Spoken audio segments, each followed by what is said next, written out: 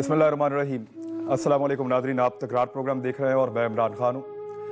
ناظرین، ایک اور ٹرانسمیشن ہم کر رہے ہیں اپنے ساتھیوں کی یاد میں، اپنے ان ساتھیوں کی یاد میں جو شہید ہو گئے اور ہمیں ایک نیا راستہ دکھا گئے ہیں۔ ان کی شہادت کے بعد ہم خاصے غصے میں رہے 2-3 دن، خاص طور پہ جس دن یہ شہادت ہوئی اس دن ہمیں خاصا غصہ تھا، ہمیں کافی دکھ تھا، ہم لوگ بہت سخت باتیں بھی کر گئے۔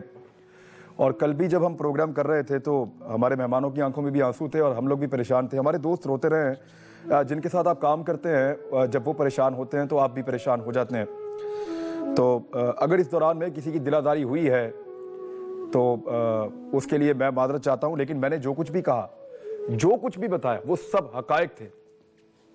میں نے اگر کسی کی سیکیورٹی دکھائی تو وہ حقیقت تھی، میں نے اگر یہ بتایا کہ ان کے جنازوں پہ کوئی نہیں آیا تو وہ حقیقت تھی، میں نے اگر یہ بتایا کہ حکومت بے حس ہو چکی ہے تو وہ حقیقت تھی، میں نے اگر یہ کہا تھا کہ غریب آدمی کا کوئی پرسانے حال نہیں ہے تو وہ حقیقت تھی، اگر میں نے یہ کہا تھا کہ ایک غریب آدمی کی اور ایک ایلیٹ کلاس کے بیوروکریٹ کی یا سیاستدان کی یا بڑے لوگوں کی جو سیکیورٹی ہے، اشرافیہ کی جو سیکیورٹی ہے، اس میں کتنا فرق ہے، جو فرق میں نے بتایا تھا تو وہ ٹھیک بات تھی، میں نے غلط نہیں کہا تھا، غلط بات میں نے نہیں کی، لیکن اس کے باوجود اگر کسی کا دل دکھا ہے تو میں یہاں کسی کا دل دکھانے کے لیے نہیں بیٹھا ہوا۔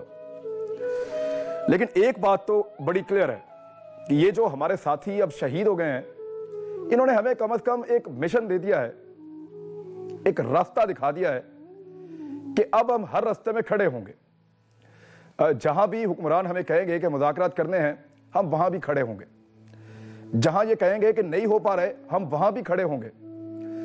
اب ہم ہر چیز کا پوچھیں گے اور ہر چیز کا فالو اپ لیں گے، لگاتار پیچھا کریں گے، اب بہانہ نہیں بنانے دیں گے، کیونکہ یہ جو 3 شہداء کا خون ہے، ہمارے 50,000 لوگ شہید ہو چکے ہیں، یہ بہت بڑی حقیقت ہے، بڑی کڑوی حقیقت ہے، لیکن یہ جو 3 شہداء کا خون ہے اس نے ایک راستہ دکھایا ہے بڑا صاف اور کلیئر کہ پوچھو، سوال کرو، قریدو، بار بار جانو، کوئی دھوکہ تو نہیں دے رہا، کسی کے چکر میں آ کے مزید لوگ نہیں مروانے۔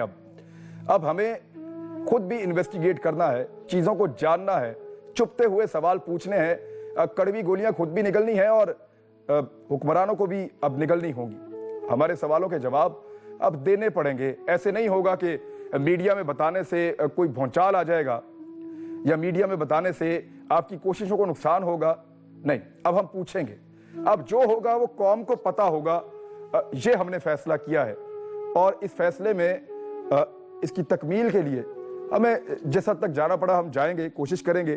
اور آج اس سلسلے کی ایک اور کڑی ہے، آج میرے ساتھ علماء اکرام موجود ہوں گے مختلف مکاتب فکر کے، ہمارے ساتھ دیوبند طبقہ ہو، سنی ہو یا شیعہ طبقہ ہو، ہمارے پاس مختلف علماء اکرام آج موجود ہوں گے پروگرام میں، ہم ان سے بات کریں گے کہ ان کا اپنا کردار کیا ہے اور وہ کیا دیکھ رہے ہیں کہ مذاکرات کا بار بار ڈھنڈورا پیٹا جاتا ہے، اس میں ان کو کوئی سنجیدگی نظر آ رہی ہے؟ اس بارے میں آج ہم بات کریں گے، اور کیا مذاکرات ہونے چاہیے، کتنی جلدی ہونے چاہیے اور کن چیزوں کو پہلے ایڈریس کرنا چاہیے۔ یہاں میرے پاس لاہور اسٹوڈیو میں مفتی عبدالقوی صاحب موجود ہیں، بہت شکریہ آپ کا۔ ابھی تھوڑی دیر کے بعد علامہ ابتسام الہی ظہیر صاحب آ جائیں گے، ان سے بھی بات کریں گے۔ سربت اعجاز قادری صاحب ہمارے ساتھ کراچی سے موجود ہیں، آپ کا بھی بہت شکریہ۔ اور علامہ امین شہیدی صاحب، یہ ڈپٹی سیکرٹری جنرل ہے مجلس وحدت المسلمین کے، یہ بھی ہمارے ساتھ موجود ہیں اسلام آباد سے۔ تو مفتی عبدالقوی صاحب، آپ سے بات کا آغاز کرتے ہیں۔ جی، مذاکرات پہ کسی بھی مذہبی فرقے کو، کسی بھی ایک فرقے کو آپ کے خیال میں اختلاف کسی نے ظاہر کیا اب تک کہ مذاکرات نہیں ہونے چاہیے؟ کہیں یہ رکاوٹ ہے؟ بسم اللہ الرحمن الرحیم۔ میں تو پہلے اپنا نقطہ نظر بیان کروں گا، اس لیے کہ میرا تعلق پاکستان تحریک انصاف سے ہے۔ ہماری جماعت تو پہلے دن سے یہی بات کہہ رہی ہے کہ ہر ایک وہ شخص جو استحکام پاکستان کے اندر رکاوٹ ہو، اس ملک کو وہ بے امنی کی طرف لے جائے، دہشت گردی کی طرف لے جائے، خون خاری کی طرف لے جائے، من قتل نفسا بغیر نفس او فساد فی الارض فکأنما قتل الناس جمیعا، جہاں قرآن کہہ رہا ہے کہ وہ انسانیت کا قاتل بن کر آئے، کوئی ادارہ ہو، کوئی فرد ہو، کوئی شخصیات ہوں، کوئی جماعت ہو، کوئی گروہ ہو، کوئی جتھا ہو، جو کچھ بھی ہو، بہرحال ہمارا تو وہی قرآنی پیغام ہے ہماری پاکستان تحریک انصاف کا کہ ہم نے ہر اس آدمی سے، ہر اس ادارے سے مذاکرات کرنے ہیں جس کے بارے میں ہم یہ سمجھیں کہ وہ پاکستان کے قانون کو نہیں مانتا، پاکستان کے آئین کو نہیں مانتا، پاکستان کے وجود کو نہیں مانتا، پاکستان میں بدامنی پیدا کر رہا ہے، پاکستان کے لیے مشکلات پیدا کر رہا ہے۔ لیکن یہ چونکہ ہمارا داخلی معاملہ ہے، جس طرح ایک بچہ اگر خدا نخواستہ والدین کی بات نہیں مانتا تو اس کے لیے یہی نرم گوشہ اختیار کیا جاتا ہے۔ پھر قرآن بھی کہہ رہا ہے کہ وَالسُّلُوخ خیر، سلوک کی طرف ہم نے جانا ہے۔ لیکن اس صورتحال کے اندر کچھ جماعتیں ایسی بھی ہیں جو سمجھتی ہیں کہ جناب یہ چونکہ طالبان، آج میں پولیٹیکل پارٹیز کی بات نہیں کر رہا، آج میں علماء کرام کی اور علماء مسلم کرام مکاتب کے حوالے ذکر سے کی بات ہمارے کر رہا ہوں۔ ملک کے اندر بہت سی دینی جماعتیں موجود ہیں، آج ان کی نمائندگی بھی ہو رہی ہے۔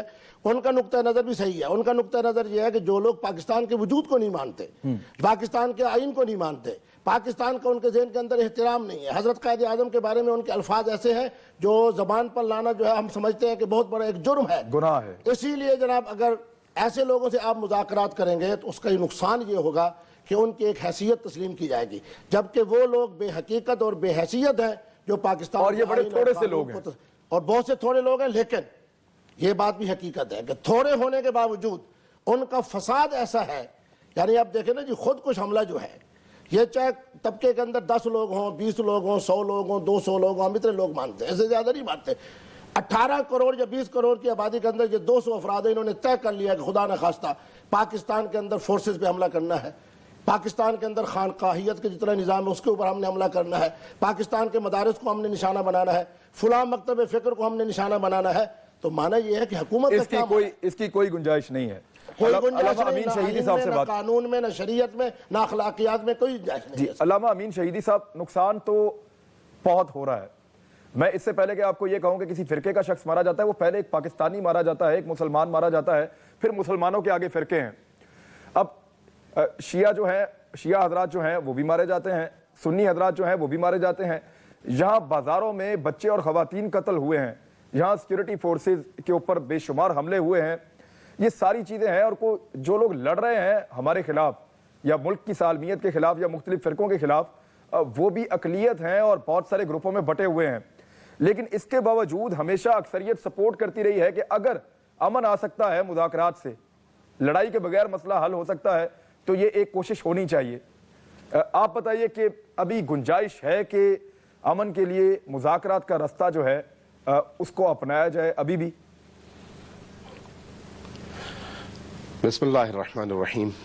سب سے پہلے تو عمران خان صاحب، میں آپ کے چینل کے توسط سے اور اس پروگرام کے توسط سے آپ کے ایکسپریس چینل کے ان تمام شہداء کے خانوادوں سے اظہار تسلیت اور اظہار ہمدردی کرتا ہوں، بہت شکریہ، جنہوں نے اپنے ملک کی خاطر اپنی خدمت کرتے ہوئے، خدمت انجام دیتے ہوئے دہشت گردی کا وہ نشانہ بنے اور آج اللہ کی بارگاہ میں پہنچ چکے ہیں۔ میری دعا ہے کہ اللہ تبارک و تعالی انہیں اپنے انبیاء اولیاء اور صلحاء کے ساتھ مشہور فرمائے اور ان کو شہداء کا درجہ عطا فرمائے۔ آمین۔ اور جو لوگ اس جد و جہد میں معاشرے میں ظلم اور ناانصافی کے چہروں سے الٹ کر ظالموں کا جد و جہد میں اپنی جانیں دیتے ہیں، ان سب کو مزید توفیق عطا فرمائے۔ جہاں تک آپ نے موضوع کا اور اس حوالے سے سوالات اٹھائے ہیں، دیکھیے، ہمیں سب سے پہلے اس بات کو سمجھ لینا چاہیے کہ ہم ایک ایسے ملک میں رہتے ہیں جس کی بنیاد اسلام اور لا الہ الا اللہ پر قائم ہے۔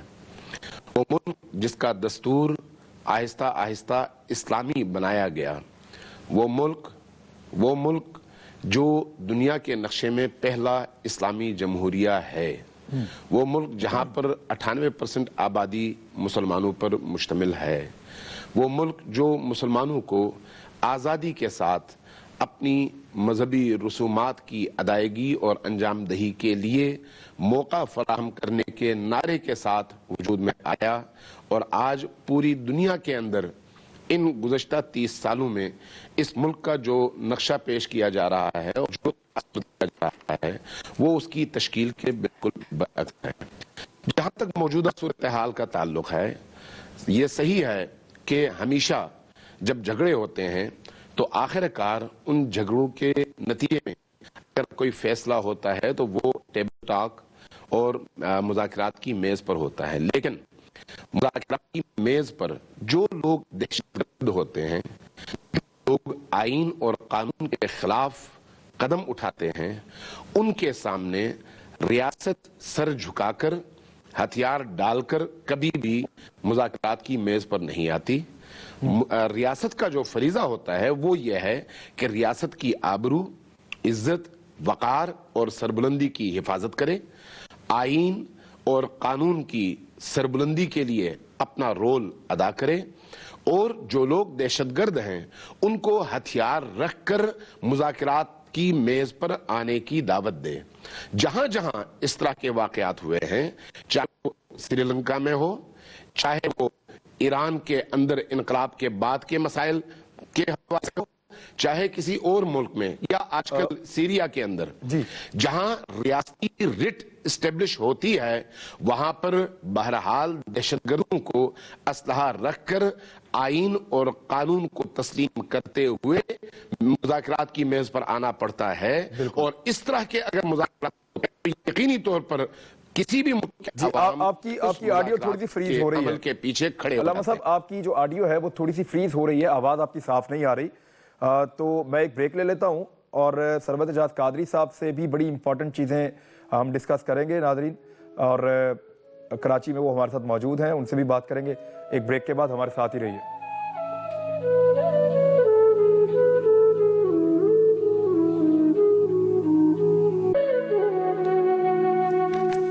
सरवत एजाज कादरी साहब से बात करते हैं, कराची में वो मौजूद हैं।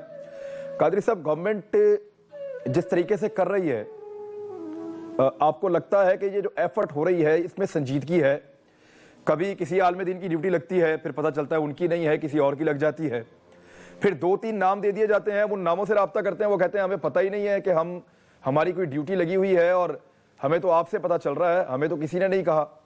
फिर मौलाना समीउल हक साहब का नाम आता है और समीउल हक साहब ये शिकायत करते हैं बकौल ताहिर अशरफी साहब के कि हमारा तो फ़ोन ही नहीं वज़ीर आज़म हाउस से सुना जा रहा, तो मैं कैसे मुज़ाकरात कर सकता हूँ या ये बातचीत करवा सकता हूँ।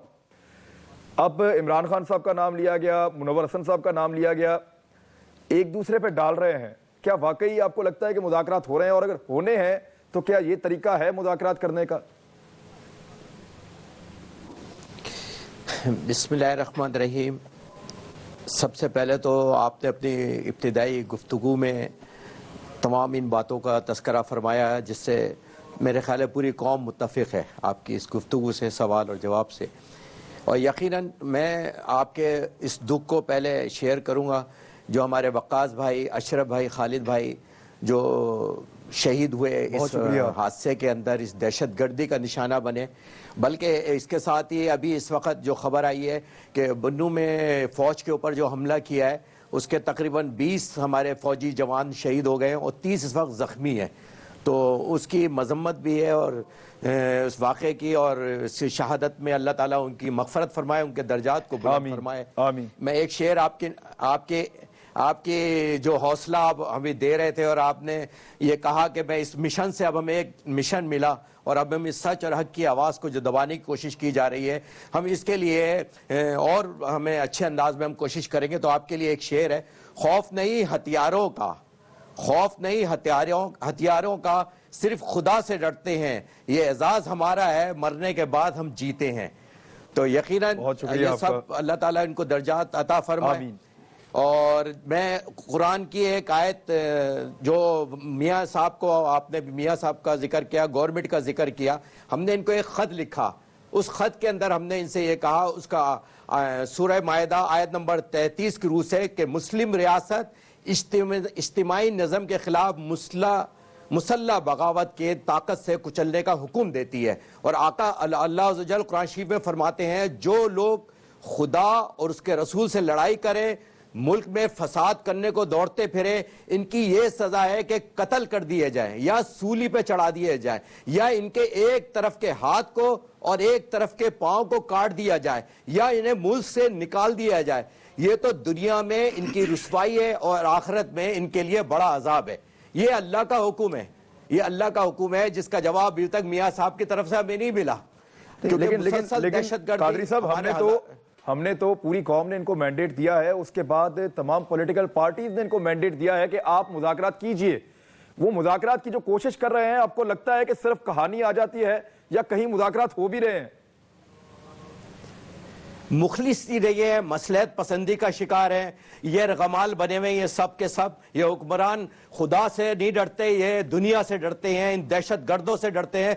آپ ایک طرف یہ کہتے ہیں کہ 50,000 آپ کے بچے، عورتیں، معصوم بچوں کو جی ایچ کیو کے اوپر حملہ کیا، اب کس بات کی مصلحت پسندی ہے؟ روز لاشیں اٹھ رہی ہیں، کس بات کی مصلحت پسندی ہے؟ جب اللہ آپ کا ایک حکم دے رہا ہے، جب آپ اللہ کے حکم کی تعمیل نہیں کریں گے، اللہ حکم دے رہا ہے، آپ بتائیں کتنوں کے آپ نے ہاتھ کاٹے، کتنوں کے آپ نے پیر کاٹے، بڑے بڑے سانحہ دشتک پارک میں 63 جنازے اپنے اٹھائے، ہم نے تو ہتھیار نہیں اٹھایا، ہم نے تو آئین سے بغاوت نہیں کی، ہم نے تو آئین کو تسلیم بھی کیا، ہم آج بھی عدالت کا دروازہ کھٹکھٹا رہے ہیں۔ سانحہ دشتک پارک میں 63 جنازے تھے، آپ کسی کے گھر کو آگ نہیں لگایا، کسی کی جان نہیں لی، یہ حکم نہیں ہے، اللہ کا جب حکم نہیں ہے اس کے خلاف ہو رہا ہے، ہم اسے مذاکرات کی بات کرتے ہیں، ہم مصلحت پسندی کا شکار ہیں، ہم کبھی مولانا عمران صاحب کو، کبھی مولانا سمیع اللہ صاحب کو، کبھی مولانا منور صاحب کو، یہ جو بار بار کہہ رہے ہیں جن کا کتا مر جائے تو شہید کہہ رہے ہیں، مطلب 50,000 جانوں کے ساتھ آج وہ جو قبول کر رہے ہیں، دہشت گردی کو قبول کر رہے ہیں، آن کر رہے ہیں۔ آج چودھری اسلم کا واقعہ ہو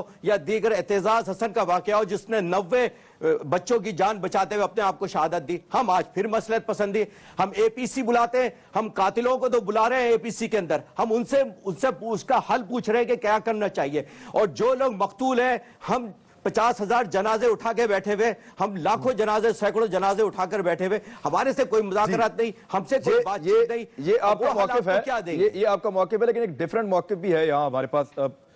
مفتی عبدالقوی صاحب، آپ کی جماعت یہ کہتی ہے کہ یہ مذاکرات ہونے چاہیے اور ان کا رستہ کھلا رہنا چاہیے، ہم نے نہیں تسلیم، لیکن ہم نے آج تک نہیں کہا، کچھ جگہ سے تسلیم نہیں ہو رہا۔ مفتی عبدالقوی صاحب سے میں بات کروں۔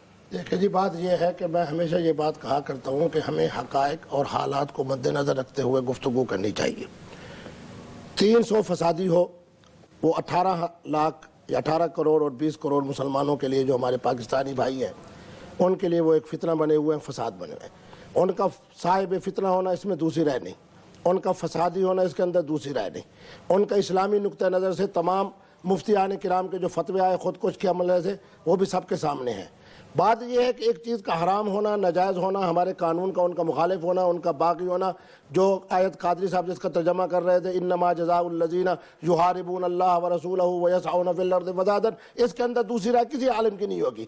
تمام علماء کا متفقہ یہ نقطہ نظر ہے کہ ان لوگوں کے بارے میں کہ یہ فسادی ہیں، ان لوگوں کے بارے میں کہ ان کا اسلام سے کوئی تعلق نہیں، جو کوئی یہ خودکشی کر رہے ہیں اس وجہ سے اسلام کو بھی بدنام کر رہے ہیں اور اہل اسلام کو بھی بدنام کر رہے ہیں۔ لیکن اب ایک مسئلہ جب آ جاتا ہے جو میں نے پہلے بات کہی کہ خدا نخواستہ بیٹا بگڑ جائے، گھر کے اندر فساد پیدا ہو جائے، ایک صورت یہ ہے کہ آپ اس کے مقابلے میں ہر حالت میں لڑیں، اور میں یہ بڑی جرأت سے کہہ رہا ہوں کہ اب جب ہم لڑنے لگے تو ہمارے اپنے بیچارے افواج، ہمارے اپنے جناب مسلح افراد، ہمارے ادارے سب ان کے اس وقت نرغے میں ہیں۔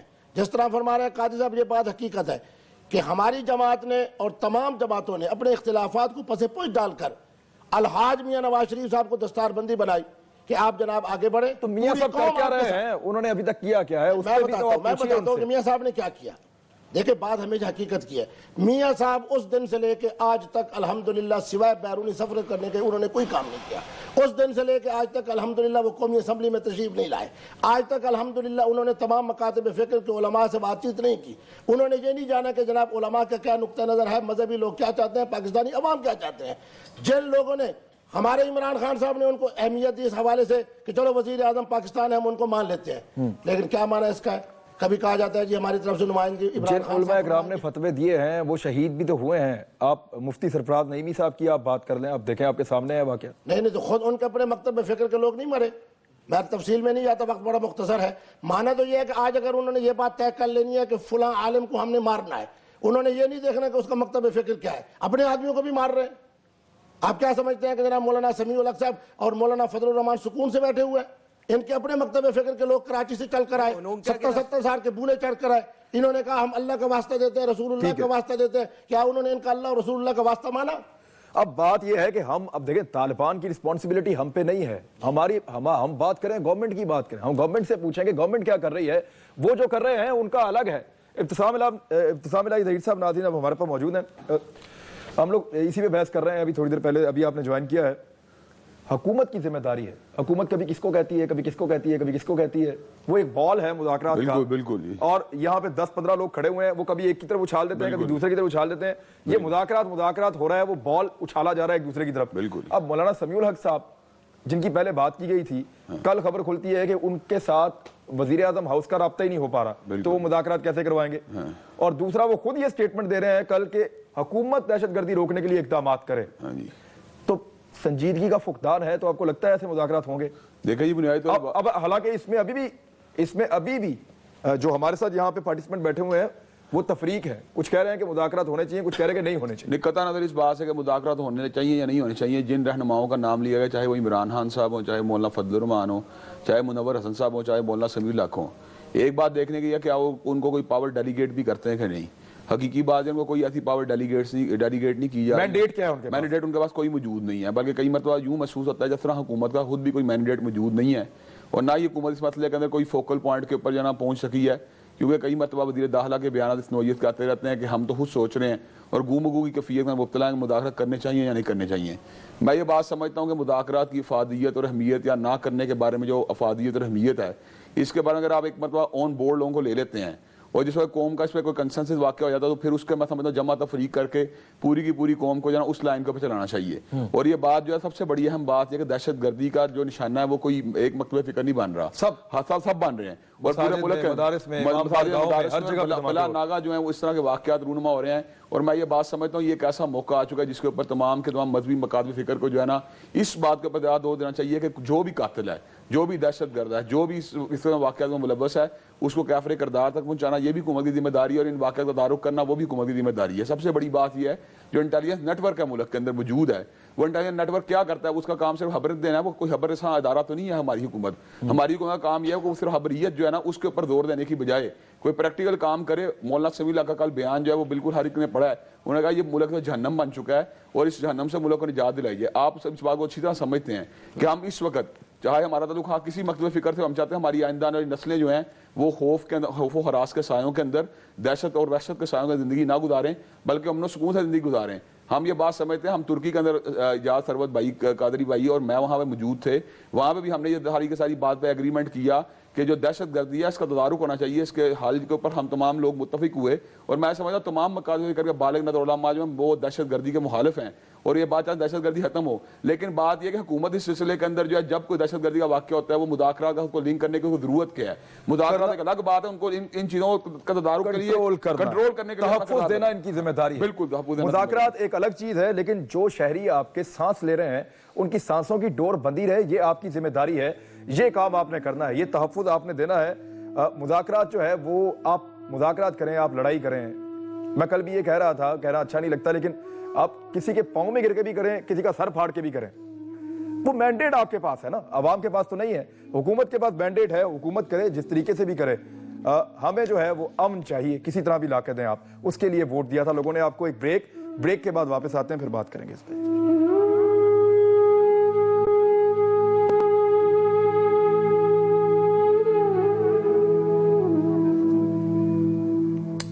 वेलकम बैक नाजरीन। अल्लामा अमीन शहीदी साहब से मैं सवाल करना चाह रहा हूँ। अल्लामा साहब, आपको ये नहीं लगता कि ये जो हुक्मरान हैं अगर ये गैर संजीदा है तो इसके पीछे एक वजह ये भी है कि ये खुद महफूज हैं?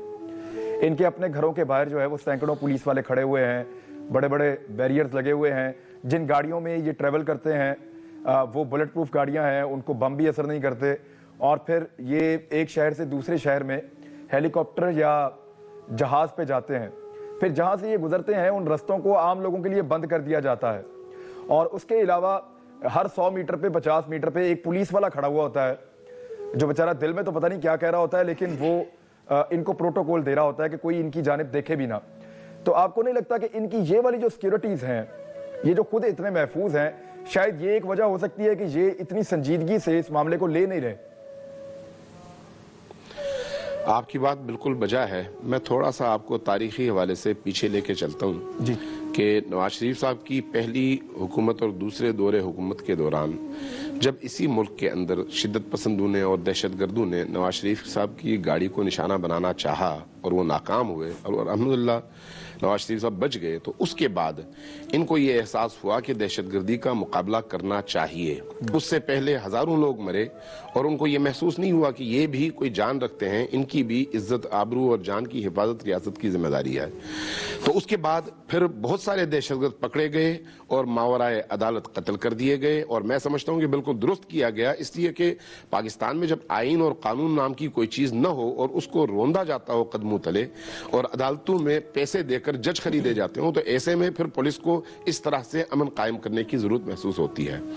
आपकी इस बात में कोई शक नहीं है कि इनको जितना प्रोटोकॉल मिलता है उसके नतीजे में, चूंकि इनकी जानें महफूज हैं, इनकी औलादों की जानें महफूज हैं, तो आम आवाम चाहे जितनी भी रुलती रहे, इनकी सेहत पर कोई फर्क नहीं पड़ता। और दूसरी तरफ एक और इंतहाई अहम नुक्ता है जिसकी तरफ हमारी तवज्जो होनी चाहिए कि इनको अपने इख्तिदार को जारी रखने के लिए अगर दहशतगर्दों की सपोर्ट लेनी पड़े तो ये जरूर लेते हैं, और उसमें चाहे बेगुनाहों की जाने जाएं, इनको उससे भी फर्क नहीं पड़ता। इनके एक सूबाई वजीर दहशतगर्दों के परचम तले दहशतगर्दों की गाड़ियों में फिरते हैं और नारे लगाते हैं और बेगुनाहों के कत्ल में मुलव्वस अफराद के साथ तस्वीरें उतरवाते हैं। एक वजीर कल परसों यहाँ पर मीलाद के एक सेमिनार में गए और वहां पर उन्होंने एक बैन और दहशतगर्द जमाअत के परचम तले एक कॉन्फ्रेंस में शिरकत भी की, और मैंने सुना है कि वहां पर अपनी तरफ से एक ग्रांट का ऐलान भी किया। इनके एक वजीर ने कल बयान दिया कि इन्हीं दहशतगर्दों को मुखातब करके कि भाई आप चर्च को और मस्जिद को और सहाफियों को निशाना न बनाएं, बाकियों को जो करना है करें। जहां पर आपके वज़रा इस तरह से 3 तबकात को अलग करके बाकी 18 करोड़ अवाम को निशाना बनाने की खुली छुट्टी जब दे दें दहशतगर्दों को, शिद्दत पसंदों को, मुल्क दुश्मन अनासिर को, तो उसके बाद आप फिर इनसे अगर खैर की तवक्को रखना चाहें, आप ये समझें कि इनको लोगों की जानो माल के तहफ़्फ़ुज़ का कोई एहसास होगा, तो ये यकीनी तौर पर हमारी खामख्याली होगी। हुकूमत अगर संजीदा है अवाम की जानो माल के तहफ़्फ़ुज़ के हवाले से, तो फिर उसको अपनी रिट इस्टेब्लिश करनी चाहिए और उसके लिए ताकत का इस्तेमाल जरूरी है। मैं ये नहीं कहता कि ताकत का इस्तेमाल आप कमजोरों पर करें। आप जाएं उन लोगों को जो आपको मारते हैं, आपके अवाम को मारते हैं, आपकी फौज को मारते हैं, आपकी पुलिस को मारते हैं, आपके अस्पतालों को निशाना बनाते हैं, आपके स्कूलों को निशाना बनाते हैं, आपकी मस्जिदों को निशाना बनाते हैं, आपके तबलीगी जमात और इज्तिमा को निशाना बनाते हैं, आपकी मीलाद की महफिल और जुलूस को निशाना बनाते हैं, आपकी आजादारी को निशाना बनाते हैं। ये सब के सब A to Z इस दुनिया के और इस पाकिस्तान के सबसे बड़े दहशतगर्द, पाकिस्तान दुश्मन और इस्लाम दुश्मन कुव्वतें हैं। इनके मुकाबले में आप अगर कमजोरी दिखाएंगे, आप अगर हाथ फैलाएंगे, आप अगर उनसे अमन की भीख मांगेंगे, आप अगर उनसे कहेंगे कि मेहरबानी करो 3 तबकात को अलग कर दो, बाकियों के साथ जो सलूक करना है करो, तो फिर कल 18 करोड़ आवाम उठेगी और वो आपसे पूछेगी आपके गरेबानों में हाथ डालेगी। कल परवेज रशीद साहब ने स्टेटमेंट दिया था कि कम से कम इनको नुकसान ना पहुंचाएं, तो ज्यादा से ज्यादा फिर क्या करें, वो फिर दोबारा कभी मौका मिलेगा ये सवाल पूछेंगे। कादरी साहब, आपको लगता है कि ये जो आग आज गरीब के घर में भड़क रही है, जिसमें हमारे 3 साथी शहीद हो गए, और अभी आप बता रहे थे, न्यूज भी चल रही है कि फौजी काफिले पे फौज पे हमला हुआ है बन्नू में, वहां भी नुकसान हुआ है और रोजाना नुकसान होता है, ये जो इनको यकीन है कि ये आग इनके घर तक नहीं पहुंचेगी, ये सिक्योरिटी के हिसार में बैठे रहेंगे, ये खामख्याली है या वाकई में ये हमेशा महफूज रहेंगे? सर, ये कोई भी महफूज नहीं रहेगा, और यकीनन ये 5 साल जो एग्रीमेंट के तहत जो मुका है 5-5 साल का, वो एंजॉय कर रहे हैं ये हनीमून को। और मैं ये समझता हूँ कि बाज जो नाम निहाद हमारे मजहबी वडेरे हैं, जो मैं समझता हूँ जो इन बेगुनाह लोगों के कत्ल का शरई जवाब पेश करना, वो भी मैं समझता हूँ शरीयत का मजाक उड़ाने के मुतारिफ है। लिहाजा खुद साख्ता शरीयत नाफिज करने वालों को खुद उनको कानून के दायरे में लाना होगा, इनको मसलहत पसंदी खत्म करनी होगी, उनको ऑक्सीजन देना बंद करनी होगी। जो रियासत में रियासत बनाने की बात करते हैं, उनसे मुज़ाकरात किस बात के? पहले वो आइन की बात वो नहीं करते, दहशतगर्दी वो अपनी रोकते नहीं है। कोई तबका ऐसा नहीं है जो इनसे महफूज हो। मज़ारात को निशाना बनाया जा रहा है। ये मेरे पास किताब है, ये मैंने मियाँ साहब को पेश की, जिसमें दहशतगर्दों की फहरिस्त है, मसाजिद की फहरिस्त है, मदारिस की फहरिस्त है, स्कूल की फहरिस्त है, उलमा इकराम की शहादतों की फहरिस्त है। उन दहशतगर्दों के नाम मौजूद है। उनमें 5 दहशतगर्द जो दहशतगर्द वहां पे दहशतगर्दी कर रहे हैं, मुझे बताएं उनमें से किसी एक को गिरफ्तार किया?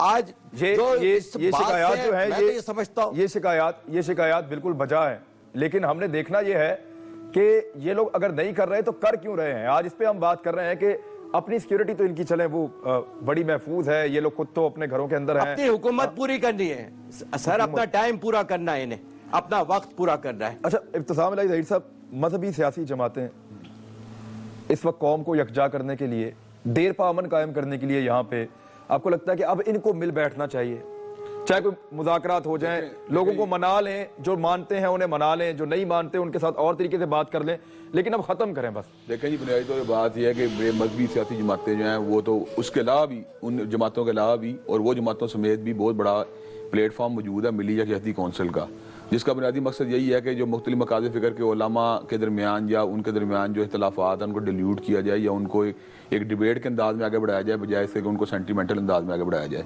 اور میں یہ بات سمجھتا ہوں کہ اس کے اوپر جو ہے ایک بڑی ایک ہم آہنگی پائی جاتی ہے علماء کے درمیان, اور وہ اس بات کو سمجھتے ہیں کہ اگر درمیان اختلافات موجود بھی ہیں تو ان کا طریقہ کار اظہار کا جو ہے رکھ رکھاؤ کے ساتھ ہونا چاہیے, احترام کے دائرے میں ہونا چاہیے, اور اس کے اندر کسی قسم کی انتشار, اشتعال اور افتراق والی بات نہیں ہونی چاہیے. اور باقی بات میں آپ کو چھوٹی سی بات کروں, میں ایک بات کے اوپر امین شہیدی صاحب سے جو ہے نا تھوڑا مختلف زاویہ نگاہ رکھتا ہوں, وہ یہ ہے کہ بنیادی طور کے اوپر ہمیں ماورا عدالت قتل کی کبھی حوصلہ افزائی نہیں کرنی چاہیے. اس کی وجہ کہ حکومتوں کے نقطہ ہائے نظر بدلتے رہتے ہیں, ان کی ترجیحات بدلتی رہتی ہیں. اگر ہم ماورا عدالت قتل کو درست قرار دیں گے, وہ الگ ایک کانٹیکسٹ تھا, تو میرا خیال ہے اس کی وجہ کہ حکومت کی ترجیحات بدل جائیں تو کوئی بندہ بھی ماورا عدالت قتلوں کی زد میں آ سکتا ہے. یہ باتیں بہرحال عدالتوں کے جو ہے نا ججوں کے سپرد کرنی چاہیے, اور عدالتوں کے ججوں کو جو ہے نا یہ مینڈیٹ ملنا چاہیے, سیکیورٹی ملنی چاہیے کہ وہ اس مسئلے میں اگر کوئی پردے میں رہنا چاہتے ہیں, اخفاء میں رہنا چاہتے ہیں, اگر وہ منظر عام کے پر نہیں آنا چاہتے, وہ اس کو بیک گراؤنڈ میں رہ کے اس کو سننا چاہتے ہیں, وہ سنیں, لیکن فیصلے کم از کم عدالتوں کرنے چاہیے. اس کی وجہ یہ ہے کم از کم ہر بندے کو اس بات کا حق ملنا چاہیے, وہ اپنا دفاع کر سکے, اور اپنے اگر اس کے پاس اس بات کے دلائل موجود ہیں, کسی واقعے ملوث نہیں ہے,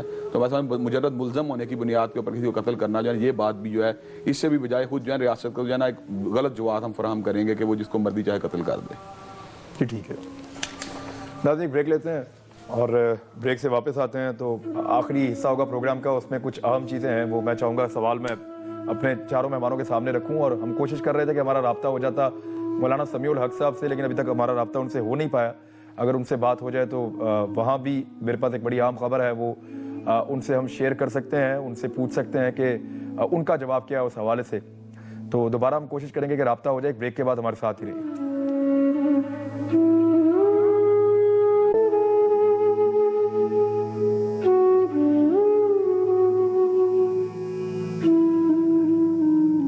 ناظرین, جو 3 لوگ شہید ہوئے ہیں ان میں ایک چیز کامن ہے, تینوں نوجوان ہیں, اور ابھی انہوں نے بڑی زندگی دیکھنی تھی اور بہت آگے جانا تھا. اور ابھی بنوں میں ہمارے فوجی جوان شہید ہوئے ہیں, وہاں حملہ ہوا ہے, بہت سارے فوجی جوان زخمی ہوئے ہیں, لگ بھگ 20 کچھ دیر پہلے بتایا جا رہا تھا, ابھی مجھے ایگزیکٹ فگر اس وقت کا نہیں پتا, لیکن وہاں پہ بھی ہمارے فوجی جوان شہید ہوئے ہیں. میاں نواز شریف صاحب نے اپنا غیر ملکی دورہ منسوخ کر دیا ہے اس افسوسناک واقعے کے بعد.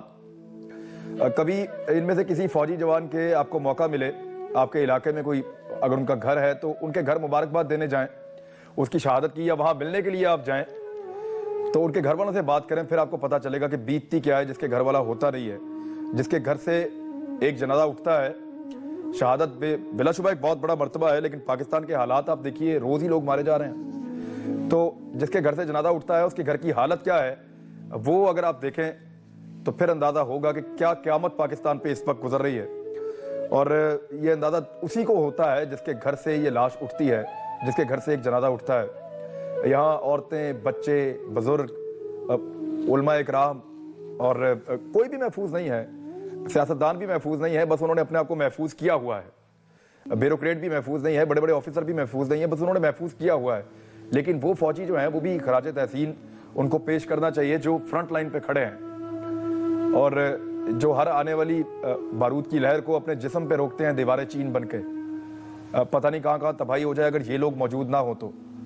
اور فیصلہ جو ہے وہ پھر میں کہہ رہا ہوں کہ حکومت کو کرنا ہے کہ اس معاملے سے کس طریقے سے نمٹنا ہے. مفتی کبیر صاحب, بہت بڑی ذمہ داری ہے, یہ اہل نہیں تھے اس ذمہ داری کے, یا اب ان سے نہیں ہو رہا؟ دیکھیں جی, بات یہ ہے کہ یہ اہل تھے یا نااہل تھے, یہ تو میرے خیال میں ہر پاکستانی جانتا ہے کہ نااہل ترین تھے. جب کم از کم جتنی میری عمر ہے اور میں نے جناب ان حالات کو دیکھا, ضیاء الحق صاحب کے زمانے سے لے کے اب تک دیکھ رہے ہیں, ہر پاکستانی اس وقت یہی کہہ رہا ہے, اور یہ بالکل اس کا حقیقت پسندانہ جملہ ہے, کہ اس سے زیادہ نااہل ترین حکومت ہم نے آج تک نہیں دیکھی. اور پھر سب سے بڑی بات یہ ہوتی ہے کہ انہیں یہ احساس ضیاء ہی نہیں ہے. جی علامہ اقبال نے جو بات کی تھی کہ وہ قوم مردہ ہو جاتی ہے، وہ سیاستدان مردہ ہو جاتے ہیں، اس لیے ریاست کا کوئی حال نہیں رہتا جن کے ہاں احساس ضیاع ہی نہ ہو۔ غیر ملکی دورے آج بھی جاری ہیں، جس طرح فرما رہے تھے شہیدی صاحب، بالکل صحیح فرما رہے تھے کہ خدا را فلاں پہ حملہ نہ کرو۔ یار تم اس ملک کے حکمران ہو، کن سے ہاتھ جوڑ کے کہہ رہے ہو؟ اگر تمہارے اندر صلاحیت نہیں ہے، تم پاکستانی عوام اور پاکستان کے اندر رہنے والے لوگوں کے خون کی حفاظت نہیں کر سکتے؟ کیا تو آپ کے اکابر نے نہیں کہا کہ جان، مال، عزت، آبرو، ایمان سب کی حفاظت کس کی ذمہ ہے؟ ریاست کے ذمہ ہے۔ سیدنا فاروق اعظم فرما رہے ہیں کہ اگر کتا پیاسا مرتا ہے تو کل میں حضور کو کیا چہرہ دکھاؤں گا؟ نام تو ہم یہ لیں، اور حالت یہ ہے کہ ہمارے شریف ہونے کی یہ کیفیت ہے کہ جناب ہم ہاتھ باندھ کے کہہ رہے ہیں کہ جناب خدا را فلاں کو کچھ نہ کو فلاں، یعنی اس کا معنی یہ ہے کہ جو اہل سنت ہے ان کو بھی مارو، اہل تشیع کو بھی مارو، فلاں کو بھی مارو، خدا را کرسچن کمیونٹی والوں کو نہ مارو، وہ بھی ہمارے بھائی ہے۔ اچھا یعنی اتنا قادری صاحب، ویسے ایک آرگومنٹ آتا ہے گورنمنٹ کی طرف سے، وہ کہتے ہیں کہ ہمیں وقت ابھی پورا نہیں ملا، ابھی 6-7 ماہ ہوئے ہیں، مزید وقت چاہیے ہمیں ان ساری چیزوں کو سیٹ کرنے کے لیے۔ طالبان سے مذاکرات کا فریم ورک وہ کہہ رہے ہیں 1-2 مرتبہ بنا ہے، بیچ میں معاملات ڈیریل ہو گئے ہیں، تو ہمیں وقت چاہیے امن لانے کے لیے۔ تو آپ کو لگتا ہے کہ یہ جسٹیفائیڈ ہے ان کی بات کہ پاکستان میں امن لانے کے لیے، ہمیں تحفظ دینے کے لیے ان کو مزید وقت چاہیے؟ بھئی بالکل 66 سال ہو گئے، ابھی مزید اور کیا وقت چاہیے؟ لوگ بھوک برداشت کرنے کو تیار ہیں، لوگ اپنے بچوں کی قربانیاں دینے کو تیار ہیں، لوگ اس ملک بچانے کے لیے تیار ہیں، اس ملک کی بقا سلامتی کے لیے سب کچھ قربان کرنے کو تیار ہے۔ یہ اپنا اقتدار قربان کرنے کو تیار نہیں ہے، یہ اپنا ہنی مون ختم کرنے کو تیار نہیں ہے۔ ہم یہ سمجھتے ہیں کہ دہشت گردوں، شدت پسندوں کا جو یہ خود ساختہ اسلام ہے، اسلامی تعلیمات کے منافی ہے، لہذا ان علاقوں سے فوری طور پہ دہشت گردوں کا قبضہ ختم کرایا جائے۔ سیکورٹی فورسز کو جو ہم جو ضائع کرا رہے ہیں، ابھی 20 جوان شہید ہو گئے ہیں، بڑے بڑے جنرل ضائع ہو گئے، عوام ہماری چلی گئی، شہید ہو رہے ہیں، ان کے گھروں کو جا کے پوچھے تو ابھی اللہ نہ کرے، اللہ معاف کرے، اللہ معاف کرے، ان کے بچوں کو اگر نشانہ بنتے ہیں تو ان سے پوچھیں کہ درد کیا ہوتا ہے۔ ہم تو 2 قیادتوں کی قربانیاں دے کے بیٹھے ہوئے، ہمیں اس درد کا اندازہ ہے۔ یہ بھی احساس کرے اس غریب کا جو روڈ پہ چلتا ہے آج اس کی جان محفوظ نہیں ہے۔ ہم بات مصلحت پسندی کی کرتے ہیں، جب عوام آپ کو مینڈیٹ دے چکے، اب آپ فیصلہ کریں۔ اب آپ کو بھی 7 مہینے ہو گئے، آپ فیصلہ نہیں کر سکے۔ اب آپ اگر جب فیصلہ کرنے کی صلاحیت نہیں رکھتے ہیں تو آپ الیکشن کرائیں، نہ کسی اور کو ہینڈ اوور کریں حکومت کو۔ یہ آپ مطالبہ کر رہے ہیں کہ اگر آپ یہ مطالبہ کر رہے ہیں کہ الیکشن کروائیں اگر آپ سے فیصلہ نہیں ہو رہا تو؟ بالکل ہے، ہم یہ سمجھتے ہیں یہ آئین کے خلاف ہے، اسلامی تعلیمات کے خلاف ہے۔ یہ کون سے مذاکرات ہو رہے ہیں؟ ٹھیک ہے، آپ کے پاکستان کو آئین علامہ شہیدی صاحب، آپ کو کیا لگتا ہے کہ جو وقت مانگا جا رہا ہے، مزید وقت دینے کی گنجائش ہے؟ مزید انتظار، کتنا انتظار اور کریں؟ علامہ شہیدی صاحب، آپ سے میرا سوال ہے۔ جی امن کے لیے حکومت مزید وقت مانگ رہی ہے، وہ کہہ رہے ہیں کہ اقدامات کر رہے ہیں، وقت لگے گا اور وقت کے ساتھ ساتھ پاکستان میں امن آئے گا۔ دیکھیے، ابھی جب آل پارٹیز کانفرنس بلائی گئی تو اس میں ساری پارٹیوں نے مل کے حکومت کو یہ مینڈیٹ دے دیا کہ آپ دہشت گردوں سے مذاکرات کریں۔ جی 4 مہینے اس واقعے کو گزر گئے۔ جی ان 4 مہینوں میں عملی طور پر 1 پیسے کی پیش رفت نہیں ہوئی، بلکہ نہ صرف پیش رفت نہیں ہوئی بلکہ آپ کے پاکستان کے اندر تمام صوبوں میں دہشت گردی کو مزید پروان چڑھایا گیا۔ آپ کے جرنیلز قتل ہوئے، آپ کے ہسپتالوں پر حملہ ہوا، آپ کے چرچ پہ حملہ ہوا، آپ کی مسجدوں پہ حملہ ہوا، آپ کی عزاداری پہ حملہ ہوا، آپ کی میلاد پہ حملہ ہوا، آپ کی شخصیات کو ٹارگٹ کلنگ کا نشانہ بنایا گیا۔ یعنی اس میں مسلسل اضافہ ہوا، اور اس کے بعد دوسری طرف شدت پسندوں کی طرف سے، طالبان کی طرف سے بار بار یہی بات سامنے آتی رہی کہ ہم کسی طرح کی کوئی مذاکرات کے لیے آمادہ نہیں ہیں۔ نہیں، لیکن آج ایک خبر آئی ہے، آج ایک خبر آئی ہے، تھوڑی حوصلہ افزا ہے کہ شاید مذاکرات کی طرف بات جا سکتی ہے۔ آج ایک خبر آئی ہے، اگر مذاکرات پر آپ کے مقابلے میں کھڑے دہشت گرد آمادہ ہوتے ہیں تو پھر ریاست کی رٹ کو تسلیم کر کے انہیں آنا چاہیے اور ریاست کو بھی اپنی رٹ اسٹیبلش کرنی چاہیے۔ لیکن جو موجودہ اس وقت صورتحال ہمیں نظر آ رہی ہے، پاکستان کے تقریباً تمام بڑے شہروں میں اس وقت ٹارگٹ کلنگز کا اور فرقہ وارانہ فساد کے طور پر مختلف مسالک کے لوگوں کا قتل عام شروع ہو چکا ہے۔ میں یہ سمجھتا ہوں کہ یہ بھی انہی شدت پسندوں کی ان خواہشات کا عکاس ہے کہ پاکستان کی فضا اس طرح کی بنے جہاں پر کسی طرح سے بھی امن قائم نہ ہو سکے، اور اس میں آپ کے دشمن ممالک کا بھی پورا ہاتھ نظر آتا ہے۔ بالکل ان کا ہاتھ ہے۔ علامہ شہیدی صاحب، میں یہ سمجھتا ہوں کہ ریاست کو اس طرف پہلے بھی نشاندہی کی گئی ہے۔ علامہ صاحب، یہ تو سلامتی والا دین تھا، بالکل امن والا دین ہے، بے شک دین کا جو پیغام ہے وہ آپ بالکل آخر میں ہمارے ناظرین کے دیکھیں جی لیے آپ- قرآن جی نے بات واضح کی انہو من قتل نفسا بغیر نفس و فساد فی الارض فکانما قتل الناس جميعا، جس نے ایک انسان کو بلا جواز قتل کیا اس نے ایک کو نہیں مارا بلکہ پوری انسانیت کو مارا ہے، ومن احیاها فکانما احیا الناس جميعا، جس نے ایک کو زندہ کیا اس نے پوری انسانیت کو زندہ کیا ہے۔ اور آپ اس بات کا اظہار دیکھ سکتے ہیں کہ جو چرچ کے اوپر حملہ ہوا تھا اس وقت پورے ملک کے تمام مکاتب فکر نے تمام سے جو ہے بلا تفریق اس کی مذمت کی تھی، لیکن دکھ کی بات ہے کبھی کبھار فرقہ بنانا اختلاف اس نوعیت پہ پہنچ جاتے ہیں کہ ہم اتنی کھل کے جو ہے تردید یا مذمت نہیں کرتے اتنی ہمیں کرنی چاہیے، لیکن اصولی طور پہ یہ بات بالکل کلیئر کٹ ہے، حملہ کہیں پر ہو کسی مکتب فکر کے Clear cut ہے سر، اپنے وہ غلط ہے بالکل۔ وقت ختم ہو گیا، اپنے اختلافات جو ہیں ان کو اب ایک سائڈ پہ رکھنا ہوگا اور امن کے لیے سب کو مل کر کام کرنا ہوگا۔ اللہ تعالیٰ آپ سب کو سلامت رکھے اور ہمارے حکمران جو ہیں انہیں بھی سلامت رکھے اور اچھی سوچ عطا فرمائے۔ عمران خان کو اجازت دیجیے، اللہ حافظ۔